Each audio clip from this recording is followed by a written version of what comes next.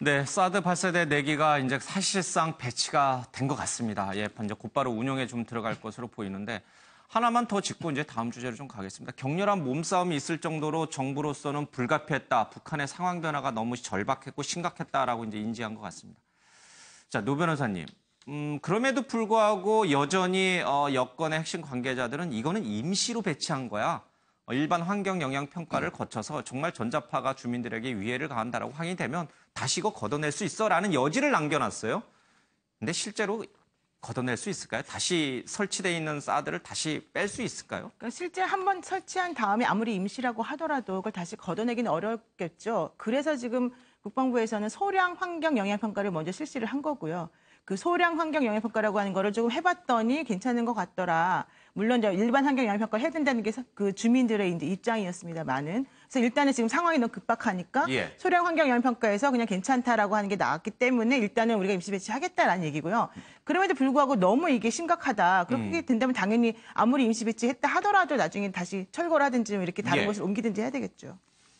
알겠습니다. 지금 화면은 뭐 심각한 대치 상황은 끝나고 좀 평온한 화면이 나오고 있습니다만 이 화면이 다른 화면에서는 뭐 화면이죠. 격렬한 몸싸움이 밤새 지속됐는데요. 저는 지금 국방부 조치를 좀 이해하기가 어려운 게 이런 전략적 무기를 배치하면서 그 전날 언제 배치한다라고 전 국민에게 알려서 사실은 사드 배치에 반대하는 사람들이 다 직결할 시간적 여유를 주는 국방부가 있을까 싶습니다. 그럼 몰래 배치하는 게 옳았어요? 아니 사실은 전략 무기는 그렇게 알리고 미리 언제 발표하니까 반대할 사람 모이세요라고 시간적 여유를 줄 필요가 없는 것이죠. 그거는 군사 행동을 그렇게 공개적으로 하는 나라가 어디 있습니까? 반면에 국토부에서 투기과열지구 지정은 광역단체장도 모르게 진짜 그거는 군사 행동 하듯이 그냥 했어요. 그러니까 문재인 정부에서는 북핵보다는 아파트 소유자를 더 큰 위협으로 보는 건지 좀 의문입니다. 알겠습니다. 근데 이게 몰래 배치할 수가 없어요. 왜냐하면 그 큰 차량들이 왔다 갔다 하는데 금방 눈에 띄는데 나중에 이게 얘기도 안 하고 몰래 배치한 게 드러나면 더 큰 정권의 도덕성 타격을 아마 국방부는 더 공공한 처지에 몰리지 않을까요? 글쎄, 근데 전략 무기 배치하면서 군사 행동하면서 몰래 했다는 표현은 좀 적절하지 않은 것이고요. 반대하는 사람들이 있고 그것이 알려지면 더 많은 사람들이 모여지고 격렬하게 저항할 것을 알면서 미리 발표하는 게 좀 이상한 거죠. 근데 이 사드가 전적으로 이 군 당국만의 문제가 아니라 주민하고도 연계돼 있는 문제다 보니까 주민들의 동의를 얻어서 좀 배치하면 가장 최선이고요. 뭐 이렇게 좀 충돌 속에서 배치하는 것이 차악인 것 같긴 한데 좀 안타까운 상황인 것 같습니다. 자, 문 대통령의 북한 원유 공급 중단 요구를 푸틴이 사실상 거절했다라고 얘기가 나옵니다. 한러 정상회담에서 제재 이견을 좀 보였는데 푸틴은 석유 수출이 미미하다, 민간인이 오히려 피해를 본다라고 하면서 미국이 주도하고 있는 이른바 세컨더리 보이콧, 그 핵심인 원유 공급 중단을 러시아는 거절한 것 같습니다.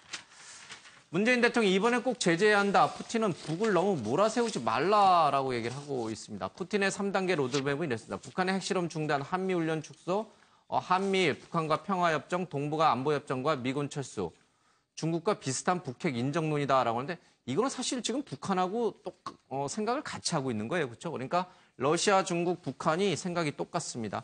이런 러시아와 중국을 상대로 문 대통령이 열심히 외교를 펼치고 있습니다만은 러시아는 34분 지각하는 등 문 대통령의 이런 외교적 노력에 찬물을 좀 끼얹고 있습니다. 시진핑 역시요. 북한의 원유 차단을 고민하고 있긴 합니다만은 사실상 외면하고 있다고 좀 봐야 될 것 같습니다. 중국 내 일부 언론이 부분 차단엔 동의해야 된다라고 목소리를 높이고 있습니다만은 시진핑이 그렇게 들을 것 같지는 않습니다. 그럼에도 불구하고 중국이 북한에 대해서 불쾌한 입장을 갖고 있는 것은 분명해 보입니다.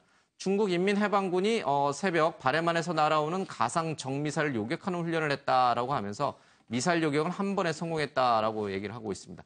북한에 강력한 경고를 보낸 것이다라고 해석을 좀 하고 있습니다.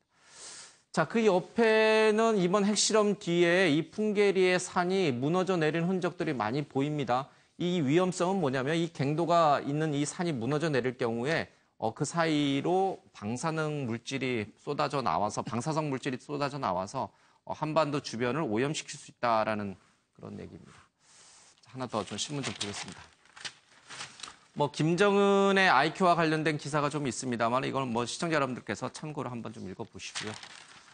일본의 황색 잡지가 촉발한 구구 전쟁설 가능성 없는 얘기다라고 하는데 갑자기 9월 9일 그러니까 북한 정권 수립일인데 이날 전쟁이 벌어질 것이다라는 얘기가 흘러다녔습니다.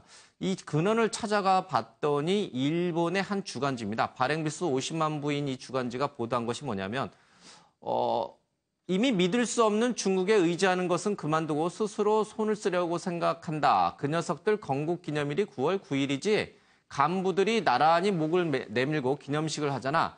그 현장을 때리는 것이 가장 손쉬워. 김정은이 그곳에 있든 없든 관계없어. 그 녀석들이 깨닫게 혼내주는 거야. 라는 말을 지난 아베 총리와 트럼프 대통령이 했다는 겁니다. 자, 이런 얘기를 이제 일본 주간지가 보도를 해서 9월 9일 날 전쟁이 난다라는 얘기를 하고 있습니다. 정말 트럼프 대통령이 아베 총리와 전화 통화를 하면서 9월 9일 북한 정부 수립일 날 다 모였을 때 북한의 지도부들이 다 모였을 때 거기를 팍 폭격하자. 이런 얘기를 정말 트럼프하고 아베가 서로 주고받았을까요? 아니라고 봅니다. 이게 지금 또 아니라고 보기 어렵잖아요. 아니, 그 왜냐면 근거는 또 어디 있어요? 출처가 없잖아. 이게 명확하게 그런 말이 어디서 나왔는지 출처를 기록하지 않고 기사를 썼어요. 그러면 저게 사실이라고 하면 누가 여기서 어디서 이런 말이 나왔는지에 대한 근거가 있어야 돼요. 근데 기사를 쓰면서 이 소스원을 밝혀야 된다. 그렇죠. 취재원을 밝혔어야 된다. 당연히 취재원이라는 게 누구라고 밝히진 않더라도 어디서 이 근거가 나왔는지에 대한 밝혀야 돼요. 취재원 보호를 위해서 예를 들면 이름이나 직책은 밝히지 않더라도 근데 그런 출처를 전혀 밝히지 않은 상태에서 이런 선정적인 기사를 쓰니까 저는 황색 저널리즘 그야말로 뭐라 그러죠? 우리말로 황색 잡지라고 썼는데 옐로우 저널리즘이라고 해서 선정적이고 폭력적이고 이런 기사를 통해서 사람들의 관심을 끌고 광고를 더 많이 받으려는 시도를 하는 그런 잡지들의 형태라고 볼 수 있을 것 같은데 실제 이런 얘기가 있었다고 하면 이게 다른 언론에 충분히 보도가 됐을 내용이에요. 엄청난 얘기죠. 그렇죠. 이렇게 소규모의 잡지가 이걸 어디서 구했는지도 얘기도 안 하고 이런 얘기를 하는 것은 소설처럼 기사를 쓴 거라고밖에 볼 수 없는 것이고요. 그리고 기자들도 취재하는 과정에 여러 가지 정황 증거라든지 아니면 분명한 출처를 확인한 다음에 기사를 쓰잖아요. 사실관계가 확인이 안 된 내용을 이렇게 아주 그냥 무책임하게 지금 기사를 쓴 거죠. 이런 기사 하나가 나갔을 때 마치 한반도에 전쟁이 일어나는 것처럼 그런 분위기가 조성이 되는 것이고 또 이런 얘기를 하지 않았는데 트럼프가 이런 얘기를 한 것처럼 얘기가 되면서 전체적으로 한반도 위기설이 강화되면 우리나라의 경제는 또 얼마나 큰 타격을 받겠습니까? 이런 기사는 사실은 이런 그 잡지사들, 황색 잡지사들이 하는 전통적인 방식이에요. 자극적인 기사를 통해서 사람들로 하여금 기사를 더 많이 읽게 만들고 그것을 통해서 광고를 더 많이 받으려는 그런 아주 조치다 이렇게 볼 수 있겠죠. 관련해서 미국은 사실 북한을 폭격할 준비 징후는 거의 없습니다. 근데 미국도 이제 스스로 얘기했습니다만은 당장 전쟁을 할 뜻이 없다는 사실을 분명히 좀 하고 있죠. 여러 가지 군사적 옵션을 검토하고는 있지만 지금 뭐 북한에 대해서 전쟁을 하겠다 이렇게 얘기하고 있는 미국 관료는 단 한 명도 없습니다. 그런 상황에 비춰봤을 때 일본 주간지의 이런 구구 전쟁설은 뭐 얼토당토한 얘기다라는 게 좀 설득력이 있네요.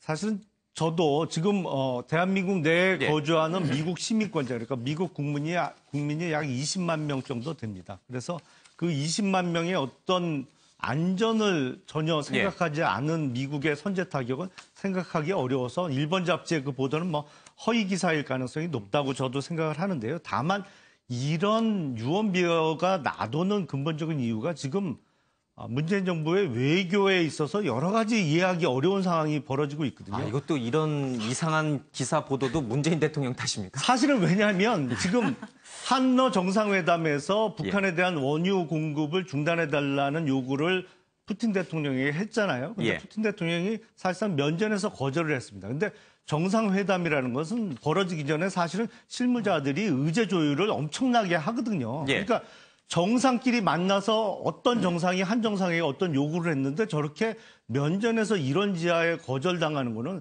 사실상 외교 관례상 있기 어려운 일이에요. 사실은 지금 제대로 외교가 잘 풀어나가지 못하고 있다는 얘기입니다. 알겠습니다. 더군다나 지금 4강 우리나라 외교 그 대사를 다 지명을 했는데 그러니까 미국, 일본, 중국, 러시아 외교관 출신이 한 명도 없어요. 사실은 지난 선거 때 다 당시 문재인 후보를 도와줬던 그러니까 전직 국회의원 2분하고 교수 2분이 지금 4강의 대사로 지금 지명이 됐는데 글쎄 지금 이 외교안보가 아주 심각한 상황에서 조금 인사도 다시 생각해 봐야 되지 않나 싶습니다. 아니 구구절이 지금 그 전쟁의 가능성이 없다는 얘기를 하는데 갑자기 코드 인사 얘기가 왜 나오는지 일단 첫 번째 궁금하고 왜 모든 것을 이렇게 다 문재인 대통령 탓으로 돌리시는지 아니 외교상 왜 그런 얘기가 없습니까? 누구든지 간에 본인 그 자국이 원하지 않는 얘기를 상대국이 하게 되면 거기에 대해서 이렇게 애둘러서 표현하고 항상 이렇게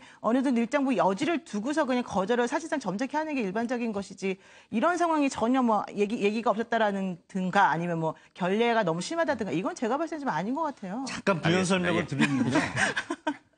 그 정상회담은 그냥 하는 게 아닙니다. 뭐 아시겠지만 사실은 오랜 준비를 거쳐서 하거든요. 그러니까 정상끼리 만나서 나누는 의제는 미리 다 조율을 합니다. 알겠습니다. 그냥 불쑥 예. 나오는 얘기가 아니에요. 하여간 이 지금 최근 북한의 핵실험을 둘러싼 한반도 주변국들과 우리와의 외교 문제 또는 어떤 입장 차이 이런 것들 뭐 김영남 의원 말 속에도 새겨드려야 될 부분이 있는 거고 또 노영희 변호사님 말처럼 모든 것을 다 대통령 탓으로 돌리는 것도 또 무리가 있다라는 주장도 좀 가능한 것 같습니다. 자, 이런 가운데 라디오 챙기고 방독면 구입 생존 배낭 꾸리는 시민들이다라고 동아일보에 또 기사가 좀 실려 있습니다. 생존 배낭 이렇게 꾸리세요. 기본 72시간 기준으로 3일치죠. 그리고 물병도 좀 챙겨야 되고요. 배낭 무게는 10kg으로 해야 되고 개인당 1개씩 직장에도 있으면 좋아요. 주머니 많은 조끼를 함께 쓰면 유용해요. 중요한 서류는 평소 비닐팩에 넣어 보관하세요라는 얘기를 좀 하고 있습니다. 북한이 핵실험한 다음 날 조선일보의 그 이제 서울에 핵폭탄이 떨어졌을 경우 그 피해가 어느 정도인지 큰 이제 컴퓨터 그래픽과 함께 그 기사가 실린 적이 있었고요. 그리고 이제 오늘 동아일보에 이렇게 또 생존 배낭을 꾸려야 된다라는 이제 어떤 기사가 좀 실려 있습니다. 이게 과도한 전쟁 공포심을 우리 국민에게 심어주는 것인지 아니면은 정말 이 시점에서 딱 필요한 기사인지 이렇게 대비를 좀 하고 있어야 되는 것인지 윤 대표님 어떻게 보세요? 저는 뭐 생존 생존 배낭을 자체를 뭐 우리가 탓할 수는 없죠. 예. 우리가 자연 재난도 있고 예. 지진도 있고 언제든지 있으니까 뭐 어느 정도는 하면은 뭐 그것 갖고 예. 문제 삼을 수는 없는데 문제는 지나친 우리가 불안감이죠. 지금 이 기사 보면 저도 예. 왠지 생존 배낭 하나 꾸려야 될 것 같은 불안감을 좀 느껴요. 그렇죠. 뭐 그런데 예. 지금 너무 강유미 씨 개그맨이 이거를 유튜브로 만들었는데 클릭 수가 37만 건이래요. 저한테도 어제 카톡으로 많이 오더라고요. 꾸리라고요? 예, 그것도 있고 또 미군 일본인들이 지금 공항에서 철수하면서 비행기 타고서 줄 서 있다 뭐 예. 이런 식으로 위기의식을 굉장히 조성하던데 우리가 너무 그동안에는 저 안보에 무감각한 것도 문제지만 예. 또 지나치게 불안해서 또 허둥지둥하는 것도 문제고 우리가 여러 가지 아까도 뭐 우리 문재인 정부 탓이다 뭐다 했는데 저는 69하고 67하고 26이라는 숫자가 생각납니다. 67은 뭐냐면 저 6.25 사변 난 지가 67년 됐어요.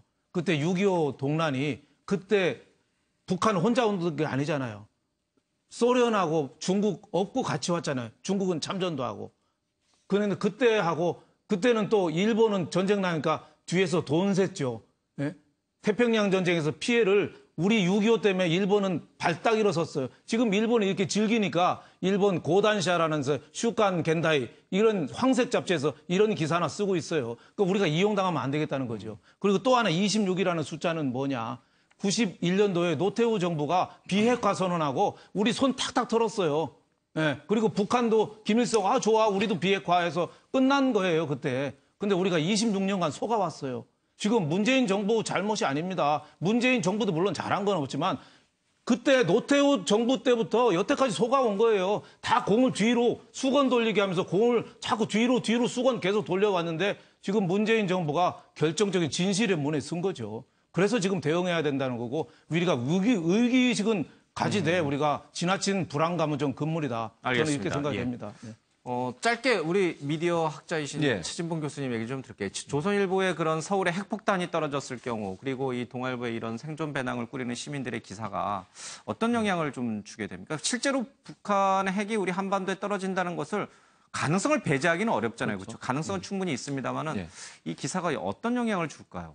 기본적으로는 이제 그런 기사들이 전혀 불필요하다고 보기 힘들어요. 왜냐하면 우리가 대비를 해야 되는 거 아니겠습니까? 예. 만약의 사태에 대비를 해야 되는 거니까 물론 전쟁이 일어날 가능성은 낮다고 저는 보지만 그럼에도 불구하고 뭐 생존 배낭이 필요하다는 부분을 인식하는 것은 필요하다고 봐요. 예를 예. 들면 지하철역에 지금 방독면, 물병 이런 거 많이 있지 않습니까? 지금 뭐 배치해놓고 왜 놓습니까? 그거는 만약의 사태에 대비하는 거거든요. 예. 그게 지금 만약에 사고가 났다고 생각해서 하는 게 아니라 언제 일어날지 모르는 위기 상황에 늘 대비하는 것은 필요하다고 보고 그런 차원에서 본다면 집에 뭐 생존 배낭 하나씩 갖다 놓는 건 제가 볼 때 전혀 문제 없다고 봐요. 왜냐하면 이거는 일이 뭐 전쟁이 일어나라 이런 걸 얘기하는 게 아니잖아요. 언제든지 일어날 수 있는 만약의 사태에 대비하는 것은 우리 모두에게 필요한 부분이니까 그런 차원에서 이해한다면 맞는 것 같고 다만 이제 그렇다고 해서 우리가 전쟁이 일어날 것처럼 부추기거나 이런 또 불안감을 조장하는 예. 것은 좀 우리가 지양해야 되는 부분이라는 생각이 듭니다. 알겠습니다. 예.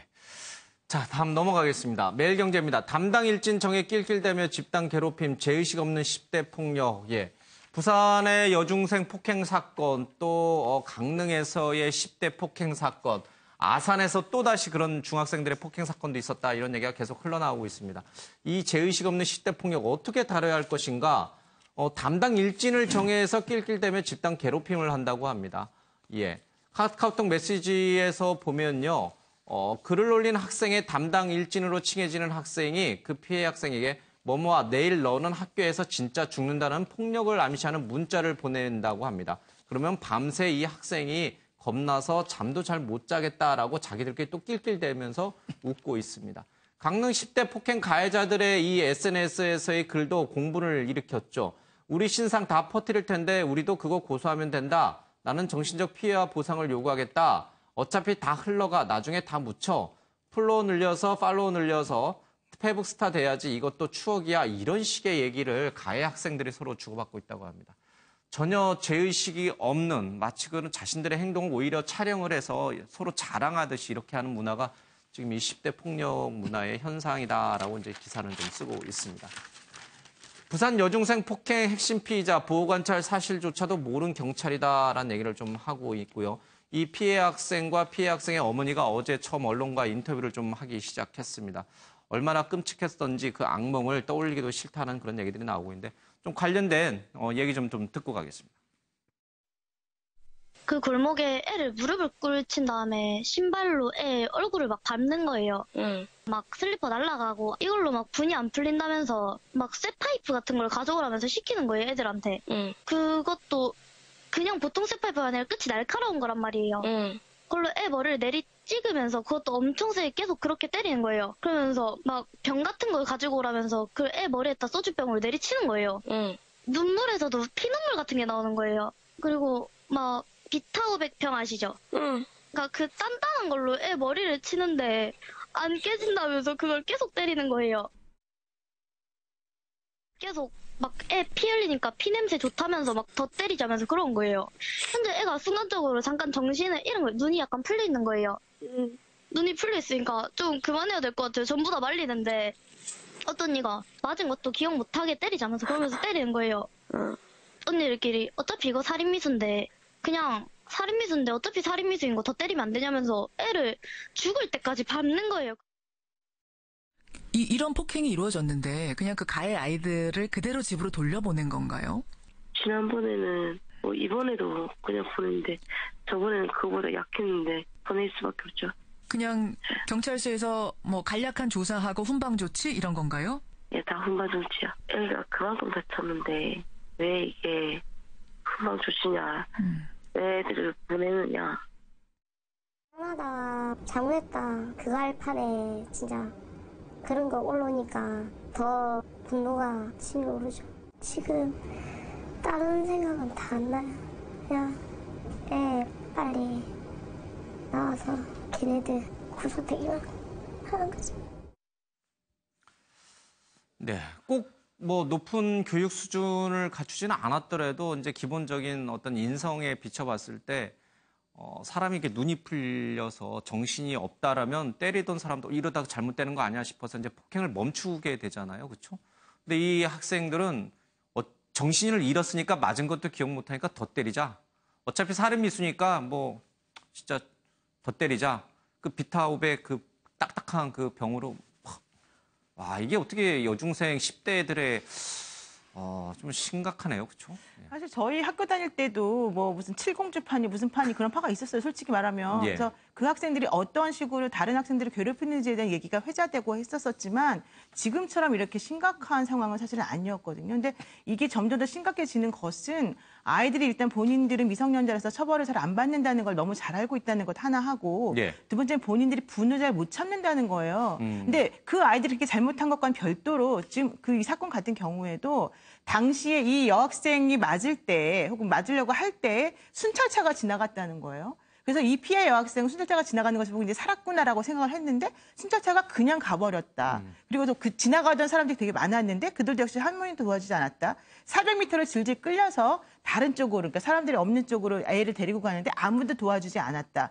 또 아까 그 방송에 나온 그 목격자라고 하는 그 여학생도 본인이 계속 보고 있었던 거예요. 그럼 112에 신고를 해줘야 되는 건데 신고를 하지 않았다는 거예요. 그래서 왜 그러느냐 순찰차한테 물어봤더니 우리는 다른 신고를 받고 출동하는 상황이었기 때문에 그거를 보지 않았다 이렇게 말하는 거예요. 이게 도대체 있을 수 있는 일이냐라는 거죠. 그러니까 모든 문제는 기본적으로 내 일이 아니다라고 생각하는 것이 물론 시작이 되는 거겠지만 예. 그렇다 하더라도 이런 식의 행동이나 뭐 그런 반응이나 이런 것들이 그냥 이렇게 위야위야 넘어가는 그런 것들이 지금까지 많이 계속되어 왔었기 때문에 이런 일이 근절되지 않는 것 같습니다. 예, 어떤 잘못된 인성 그리고 그것을 방관하고 있는 사회 그렇죠. 분위기 뭐 이런 것들이 맞물려서 저런 끔찍한 폭행 사건을 계속 네. 일으키는 것이다. 저게 근데 부산에서만 일어난 게 아니잖아요. 강릉에서도 있었고 아산에서도 어제 또 있었고 또 작년으로 돌아가면 뭐 광주에서. 그러니까 학생들이 있는 전국 곳곳에서는 다 저런 일들이 일반화돼 있다. 저게 어떤 특수한 진짜 부산 한 지역의 문제가 아니라 전국적으로 지금 바로 우리가 살고 있는 바로 옆 동네에 있는 학교에서도 벌어지고 있다. 이렇게 인식을 해야 될 것 같아요. 그렇죠. 알려지지 않은 거죠. 지금 예. 말씀하신 것처럼 저 사건이 기폭제가 돼서 유사한 사건들이 지금 다 언론에 보도가 되고 있는 예. 상황이에요. 그렇다고 하면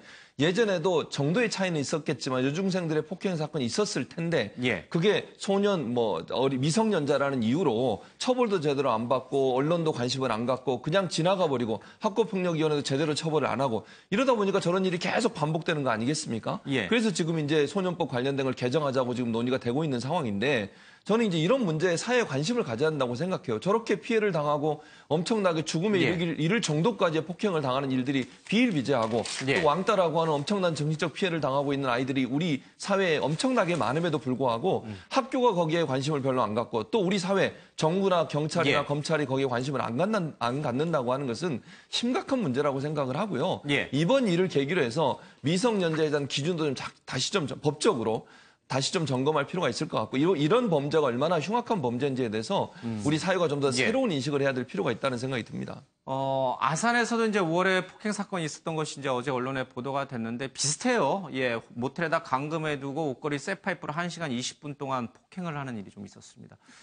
이때 여학생들, 그러니까 남자 학생들이 그러는 것을 우리가 참 뭐랄까 영화나 이런 데서 많이 봤는데 여학생들끼리도 더 끔찍하게 이렇게 폭행을 하니까. 저 사건 같은 경우는 예. 더 나쁜 게 뭐냐면요. A라고 하는 피해 여학생을 모텔에 가둬놓고 조건 만남을 시키려고 하다가 그 학생이 이제 싫어하니까 저렇게 때린 거예요. 그런데 그 여학생 모텔에 가둬놓고 딴 데 갔어요. 그 학생이 도망을 갔어요. 도망가는 거를 왜 우리에게 알리지 않았냐라고 하면서 B라고 하는 다른 학생을 또 같은 방식으로 또다시 모텔에 감금하고 또 때린 거예요. 그러니까 지금 저게 일반적으로 어린 사람들이 했다라고 하는 식으로 그냥 넘어갈 수 있는 만한 상황이 전혀 아니라는 거예요. 예, 이제. 오히려 저기 성인 범죄자들보다도 그럼요, 더 잔인하고, 예. 더 가학적이다. 이런 상황에서 죄의식이 없는 10대들의 이 의식 상태도 굉장히 좀 문제가 되고 있는데 강릉 사건만 좀 놓고 보더라도요.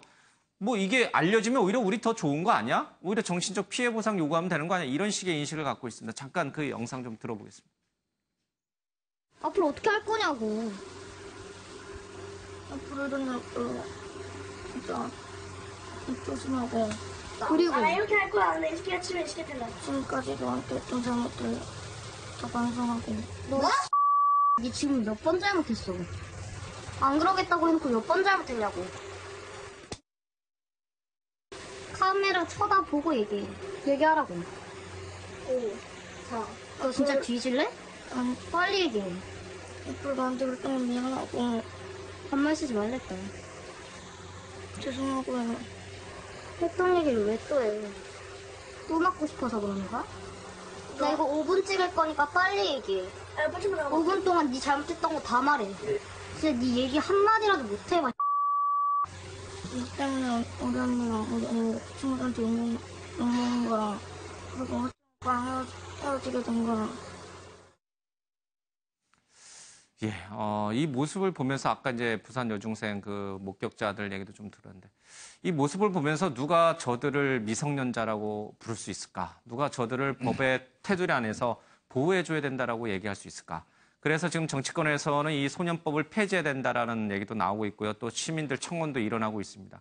그런데 이 시점에서 한번 좀 냉정하게 생각해 보면 과연 법적 처벌을 강화하고 뭐 진짜 표창원 의원은 뭐 이 살인 그러니까 사형까지도 시키자 뭐 이런 식의 얘기를 하고 있는데 그분이 과거에는 이 뭐 오원춘 사건 때 이렇게 해봐야 이거 효과 없다. 이게 법적 처벌을 강화한다고 해서 범죄가 예방되지 않는다고 하셨던 분인데 아마 저 영상들을 보셨나 봐요. 확 바뀐 것 같은데 어쨌든 김용남 의원님 예. 검사 출신이신데 저도 심정적으로 보면 저 친구들을 어린 친구들이라고 잘못해도 마냥 용서해줘야 된다라고 생각이 잘 안 들어요. 엄중하게 처벌해야 된다는 생각이 그냥 딱 보는 순간 드는데 그럼에도 불구하고 그것이 과연 옳은 대응인가라는 거에 대해서는 한번 생각해 봐야 될 것 같아요. 지금 이제 그 여중생들의 심한 폭력 사건이 이제 사회 문제화 되니까 예. 뭐 표창원 의원이나 이석현 의원 같은 분들은 소년들도 청소년들도 뭐 사형시킬 수 있게 법을 개정해야 된다라고 말씀하시는데 우리나라 지금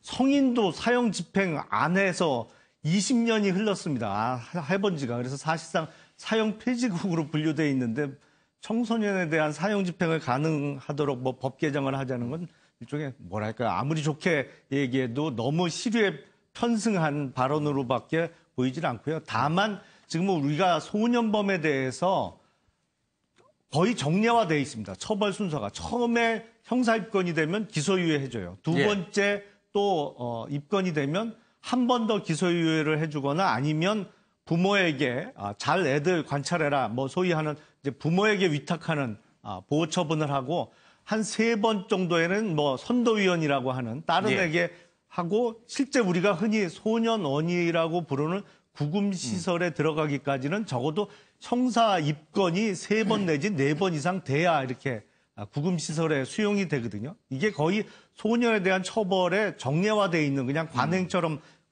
굳어진 처벌 순서입니다. 근데 이거를 과연 이렇게 하는 것이 과연 점점 심각해지고 있는 소년 범죄 또 학교 폭력에 대한 예방 수단으로서 적절하냐 이걸 검토해 볼 필요는 있죠. 특히 지금 형사 미성년자라고 하는 14세 미만자에 대해서는 지금 소위 그 촉법 소년이라고 해서 가장 중하게 처벌할 수 있는 게 소년원에 2년 동안 수용하는 것이에요. 근데 소년원이 옛날 같지 않아서 요새는 학교 시설처럼 돼 있고 시설이 꽤 괜찮은 편입니다. 그래서 그게 과연 범죄 예방 수단으로서 과연 적절하냐. 이거는 본격적으로 논의해 볼 필요가 있다라고 생각을 합니다. 그래서 보다 좀 엄중한 처벌 내지는 어떻게 훈육을 제대로 할 수 있겠느냐는 앞으로 법 개정이 필요하다고 저도 생각을 하고 다만 무슨 소년에 대해서 사형을 시키자. 이거는 지금 성인도 사형 안 시킨 지가 20년 지났는데 조금 넌센스라고 저는 생각합니다. 잘못을 저질렀을 때 이제 반성하고 자신이 무슨 일을 했는지 깨우치고 죄를 뉘우치는 학생이 있는 반면에 앞서 봤지만 살인 미수? 그래? 그럼 더 때리자.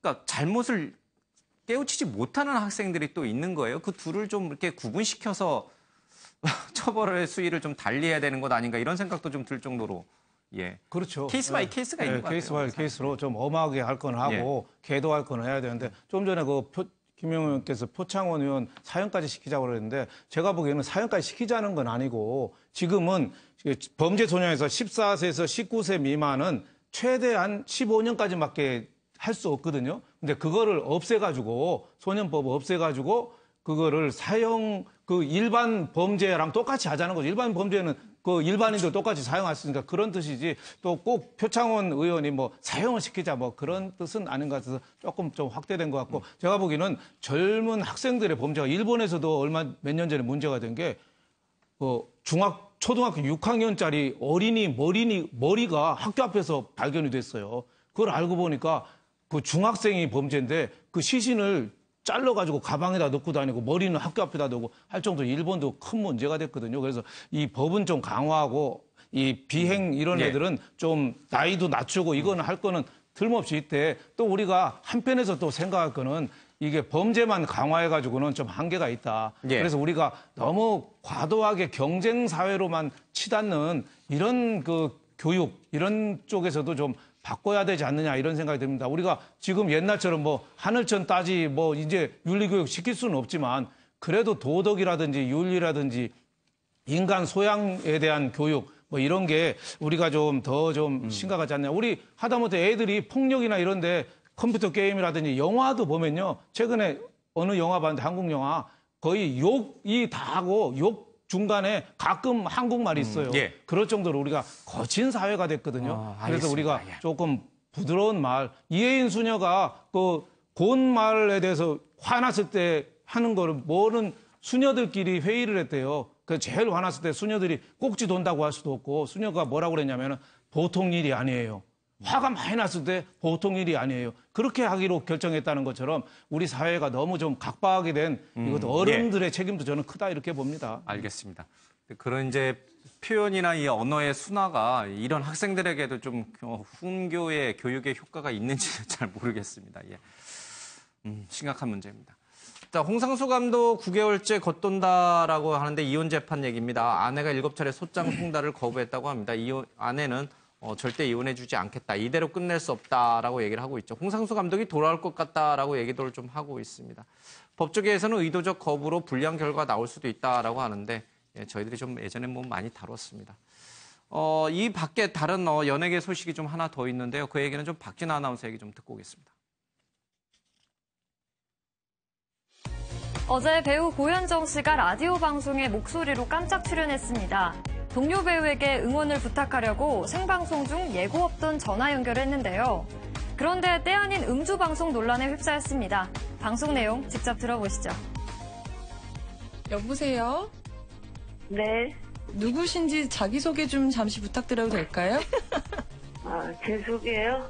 저희가 라디오라 목소리 하나로 유추하기가 좀 어려워서요. 네.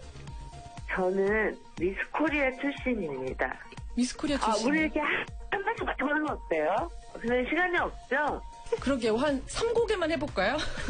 저 최정국 씨를 너무나 좋아하는 고현정입니다. 정국 씨 반갑습니다. 고현정 씨랑 알아요? 장혁 씨? 네. 어떻게 알아? 저희 어떻게 궁금해하세요? 저희 서로 사랑하는 사이예요. 고현정 씨랑 저랑. 목소리가 좀 약주 한잔 하셨어요? 와이나. 너무 좋죠. 이성경 최고다. 뭐라고요? 이성경 최고다. 이성경이요? 왜 이러는 건데? 진성경. 나 어떡하지? 너무 미안해. 나중에 통화해요, 현정 씨. 네. 이처럼 자기소개를 해달란 진행자의 멘트에 누군지 스무고개 하면 안 되냐며 횡설수설하더니 동료 배우의 이름을 잘못 말하기도 했습니다. 또 영화 개봉을 앞둔 동료에게 응원의 메시지를 부탁하자 잘 될까요? 라고 대답해서 현장에 있던 이들을 당황케 했는데요. 이에 방송을 듣던 청취자들이 고현정 씨가 음주방송한 것 아니냐며 의문을 제기한 겁니다. 그러자 고현정 씨 측은 즉각 해명에 나섰습니다. 당시 고현정 씨가 잠결에 전화를 받아서 경황이 없었던 것 같다라고 전했는데요. 또 계획 없이 전화가 연결돼서 당황했던 거지 음주방송은 절대 아니라고 설명했습니다. 소속사 측의 해명으로 결국 음주방송 논란은 해프닝으로 일단락됐습니다. 대담으로 넘어가겠습니다. 앞서 이제 여중생 얘기를 좀 했는데, 표창원 의원의 이 소년법 개정 내용을 보면 이제 말씀하신 대로 이제 일반인과 똑같이 잔악한 범죄에 대해서는 이제 일반인과 똑같이 대하자는데 일반인에게도 이제 사형 선고가 가능하니까 청소년들에게도 사형이 가능하다 이런 취지라는 점 이제 다시 좀 설명을 드립니다. 조선일보에 이런 기사가 실렸습니다. 즐거운 살아 지금은 어떻게 생각하냐. 저희가 어제도 많이 다뤘는데 비운의 천재 작가가 쓸쓸하게 자살을 했죠. 당시 즐거운 살아 1990년대 초반에 쓰여졌던 80년대 말 1990년대 초반 그 군사정권 시절에 또 어두운 시절에 쓰여졌던 이 책이 과연 외설인가 하는 지금 25년이 지난 이 시점에 다시 만약에 평가를 한다면 여전히 이 글은 처벌받아야 되는 글인가 아닌가 이런 논란이 좀 있는 것 같습니다. 25년이 지난 뒤에 관련 인사들의 의견을 물어봤더니 심재륜 전 고검장, 당시 이제 서울지검 3차인데 지금도 그 정도 쓰면 용납되지 않는다 이렇게 얘기를 했고요. 한승원 전 감사원장은 민주사회에서 허용되는 다양성을 추구한 사람이다라고 옹호를 하고 있습니다. 1심 재판장은 다시 판결을 하면 처벌할 수 있을지 잘 모르겠다라고 했고요. 민용태 고려대 교수는 문화 외적 부분을 들먹여 마녀 사냥으로 몰고 갔다라고 했고 이문열 소설가는 외설은 아니고 정신병리학적인 문제다 이런 얘기를 좀 하고 있습니다. 뭐 다양한 얘기가 좀 있긴 합니다만은 너무 과했다, 잘못했다라는 여론이 조금 더 많은 것 같아요. 네 분의 생각도 아마 제각각 다 다를 텐데 제 시간 관계상 다 물어보긴 좀 어렵고 노영희 변호사님, 법률적인 시각에서 우리 뭐 법률에 보면 음란이라는 거 이제 형법에 규정돼 있잖아요. 뭐 하면은 이것이 음란이다. 그래서 이 음란과 관련된 저작물은 처벌받는다 이런 규정이 있는데 표현 사상의 자유와 그런 음란 규정 법률은 충돌하는 건가요? 아니면 뭐 어느 정도는 예. 그 판단을 해야 되는 상황이 오기 때문에 예. 좀 어떤 측에 좀 더 방점을 두어서 판단할 것인가에 따라 달라질 수 있을 겁니다. 예. 그러나 제가 확인한 바에 의하면 사실 지금 만약에 이 지금 현재 기준으로 본다고 한다면 예. 그 당시 저 저작물 자체를 뭐 음란물 제조, 반포 혐의로 유죄를 한 것에 대해서는 사실은 조금 의문의 여지가 있습니다. 왜냐하면 예. 당시에 그 김진태 검사가 그 특수 2부 소속일 때 이 예. 사건에 대한 공소 제기를 맡았고 그다음에 2심에서는 그 안경환 전 법무장관 후보자가 사실은 감정서를 제출했어요. 이것이 음란하다라고 하는 내용으로. 근데 그것은 사실은 저는 우리 사회가 가지고 있는 그 성에 대한 그 위선적인 태도가 조금 밑바탕에 깔려 있는 거다라고 보고 예. 특히 뭐가 문제였냐면 즐거운 사라라고 하는 저 책은 사라라고 하는 여학생이 고등학교 다닐 때 화실에서 대학생 오빠를 만나요. 예. 그래서 그 오빠하고 같이 이제 그런 성관계를 시작을 하면서 나중에 이제 그 룸살롱을 전전하고 대학 교수, 뭐 회사 사장님들 이런 분들하고 이제 성관계를 계속 지속적으로 해 나가면서 성에 탐닉하고 예. 즐겁게 산다는 거예요. 그러니까 그 당시 92년도에 그 당시의 그러니까 사고 방식으로는 용납할 수 없는 여성이 성을 탐닉하고 예. 성을 적극적으로 이용하고 본인이 한다. 이거는 받아들일 수 없는 개념이었겠죠. 예. 그러다 보니까 그런 생각이 밑바탕에 깔려가지고 이건 음란물이고 말도 안 된다라는 식으로 지금 마녀사냥 비슷하게 간 거라고 저는 보고요. 이제 그럼에도 불구하고 현 시점에서 이걸 보는 것은 어떤 식으로 판단될 것이냐. 이거는 뭐 사람마다 다 기준이 있겠습니다만 저는 그때 너무 과했다. 그 당시에 사람들이 좀 이중적인 잣대를 가지고 판단했다라고 생각합니다. 예. 만약에 마강수 교수가 연세대 명문대 교수가 아니고 그냥 일반 대중 작가였다면 그러면 이런 그 당시 그 정도의 강력한 어떤 처벌이나 도덕적 비난에 휩싸였을까? 어떻게 보세요? 그건 아니라고 봐요. 왜냐하면 이제 마강수 교수가 그 당시 연세대 교수였고 그러니까 예. 우리 국내의 가장 뭐 유명한 사립대의 교수 중에 한 분이 아니었습니까? 그것이 어찌 보면 이 처벌에 더 큰 그 형량을 높이는 요소가 됐을 그러니까 가능성이 이 있다고 작품의 봐요. 외설성보다는 그 물론 작가의 사회적 지위가 더 영향을 줬다 이렇게 보시면 뭐 그렇게 볼 수 있죠. 그러니까 둘 다 영향을 줄 수 있지만 일반인이 만약에 이걸 썼다고 하면 이렇게까지 이분이 사회적으로 매장되고 사회적으로 비판받을 만한 요소가 됐을까 하는 부분에 있어서는 의문이 들 수밖에 없어요. 만약 이분이 그냥 유명한 분이 아니었고 또 학교에서 대학에서 학생을 가르치는 분이 아니었다고 하면 이분이 사회적으로 미칠 영향이 조금 적다고 볼 수 있지 않겠습니까? 예. 제가 볼 때는 그때 판결에도 학교에서 학생을 가르치는 교수가 이런 글을 쓴 것에 대한 분노가 컸다고 생각하고요. 그 당시에 부모님들이나 기성세대 입장에서는 우리 학생들이 이분을 통해서 뭘 배울까에 대해서 고민을 하고 그것 때문에 비난이 더 커졌기 때문에 그 교수라는 직함이 결국은 이분을 더 사회적으로 매장시키는 하나의 요소가 됐다고 볼 수 있겠죠. 알겠습니다. 당시 이제 빈소에는 이제 학생들, 제자들과 이제 동료 교수들이 이제 빈소를 지키고 있다고 좀 하네요. 예. 자, 넘어가겠습니다. 노무현 전 대통령이 검찰 출석 때 탔던 버스가 중고차 매물로 나왔다고 합니다. 뭐 이 버스는 김대중 정부 시절에 청와대가 구입해서 의전 등에 활용을 했고요. 2009년에 이명박 정부가 청와대에 이 버스를 좀 제공했다고 합니다. 해당 버스가 2011년 7월에 청와대 내부 경비를 맡은 서울지방경찰청 101 경비단 소유로 바뀌었는데 사용 연한이 좀 지나겠지만 아직은 뭐 좀 쓸만하다고 합니다. 경찰청이 이거를 좀 공매를 통해서 이제 일반 민간 기업에 매각을 했고 이것이 다시 이제 나왔습니다. 경매로. 매물로 나왔는데 이게 김영남 의원님 이게 굉장히 이 버스는 의미가 있는 버스예요. 글쎄요. 저는 뭐 개인적으로는 어떤 역사적 의미를 부여할 수 있을까요? 근데 노무현 전 대통령의 서거와 예. 서거에 대한 평가와 관련이 있지 않겠습니까? 아니 그거에 대한 평가와 별도로 글쎄, 대검에 출석하면서 탑승했던 버스에 대해서 어떤 역사적 가치를 부여하기는 조금 아마 어렵지 않나 우리 싶습니다만. 한국 언론 보도상 가장 많이 생방송됐던 버스일 거예요. 아, 뭐 그런 의미는 있겠네요. 근데 예. 뭐 버스 대부분 비슷하게 안 생겼나요? 그래서 이 버스인지 저 버스인지 명확하게 구분하기는 좀 없다. 어려울 것 같습니다만 뭐 하여튼 불행했던 사건과 관련된 버스다 보니까 사실 일반적이거든요. 이렇게 뭐 사용 연한이 지나면 공매 처분을 통해서 이렇게 처분되는 것은 대단히 일반적인 절차인데 뭐 그래서 화제는 되는 것 같습니다. 질문을 다른 분한테 좀 해주세요 한번. 너무 버스 자체가 매물로 나왔다는 것을 아마 읽는 사람들의 마음은 약간씩 좀 다를 거예요. 그렇죠? 노무현 전 대통령이 생각나서 굉장히 슬퍼하시는 분들도 좀 있을 거고 뭐 버스는 버스일 뿐이다라고 또 생각하시는 분들도 있을 거고요. 예. 자, 넘어가겠습니다. 주식 무상증여 셀프 포상 쏟아지는 박성진 의혹이다라고 하는데 문재인 대통령이 인사 시스템을 좀 다시 좀 제대로 갖춰라라고 이제 지시를 하고 러시아로 떠났죠. 그러나 박성진 후보자에 대한 문제는 그게 쉽게 가라앉지 않은 것 같습니다. 윤 대표님, 네. 이쯤에서 어떻게 박성진 후보자가 자진결단해야 돼요? 아니면 계속 가야 돼요?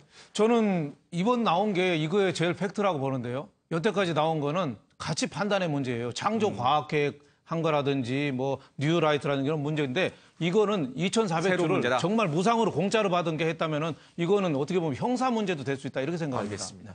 잠잠해지는가 싶었는데 다시 또 의혹이 쏟아지고 있습니다. 좀 보겠습니다. 네, 여기서 마치겠습니다. 고맙습니다.